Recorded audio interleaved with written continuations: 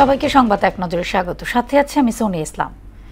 পুরান ঢাকার মিটফোর্ড হাসপাতালের সামনে ব্যবসায়ী সোহাগকে হত্যার ঘটনায় আদালতে স্বীকারোক্তিমূলক জবানবন্দি দিয়েছেন আসামি তারেক রহমান রবিন। বিকেলে ঢাকার মেট্রোপলিটন ম্যাজিস্ট্রেট আদালতে জবানবন্দি দেন তিনি। এদিকে হত্যার ঘটনায় গ্রেফতার টিটন গাজীর 5 দিনের রিমান্ড আদেশ দিয়েছেন আদালত। এই ঘটনায় এ পর্যন্ত 5 জনকে গ্রেফতার করা হয়েছে। মিটফোর্ডের নৃশংস হত্যাকাণ্ডে সরাসরি জড়িত সবাইকে আইনের আওতায় আনা হয়েছে বলে জানিয়েছে স্বরাষ্ট্র উপদেষ্টা জাহাঙ্গীর আলম চৌধুরী। আর র্যাব মহাপরিচালক বলেন, জড়িতদের রাজনৈতিক পরিচয় বিবেচনায় না নিয়ে সব অপরাধীকে গ্রেফতারে অভিযান চলবে। এদিকে ডিএমপির লালবাগ জোনের ডিসি জানান, চাঁদাবাজ নয়, ব্যবসায়িক দ্বন্দ্বে খুন হয়েছেন সোহাগ।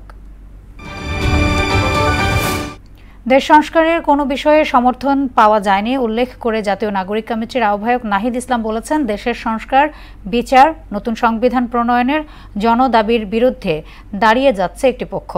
আগের বন্দোবস্ত টিকিয়ে রেখে পুরাতন রাজনীতি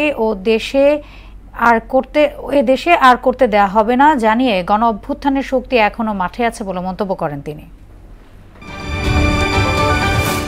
জুলাই আগস্টের হত্যাযজ্ঞে নিজের এবং প্রধান সহযোগী অভিযুক্তদের অপরাধ সম্পর্কিত সম্পূর্ণ সত্য প্রকাশ করার শর্তে সাবেক আইজিপি চৌধুরী আব্দুল্লাহ আল মামুনকে ক্ষমা করেছেন আন্তর্জাতিক অপরাধ ট্রাইব্যুনাল 1।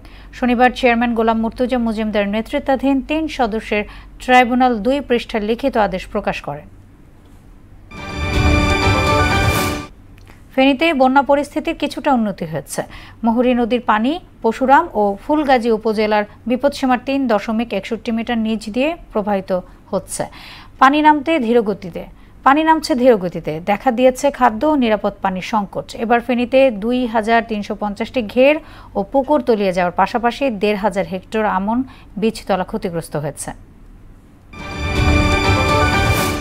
ইসরায়েলি হামলায় শনিবার ভোর থেকে আরও 26 ফিলিস্তিনি মৃত্যু হয়েছে। গাজায় যুদ্ধবিরতি আলোচনা নিয়ে ইসরায়েলের প্রতিনিধিদের সময় ক্ষেপণ করেছে উল্লেখ করে আলোচনা ভেস্তে যাওয়ার শঙ্কা জানিয়েছে ফিলিস্তিনি এক কর্মকর্তা।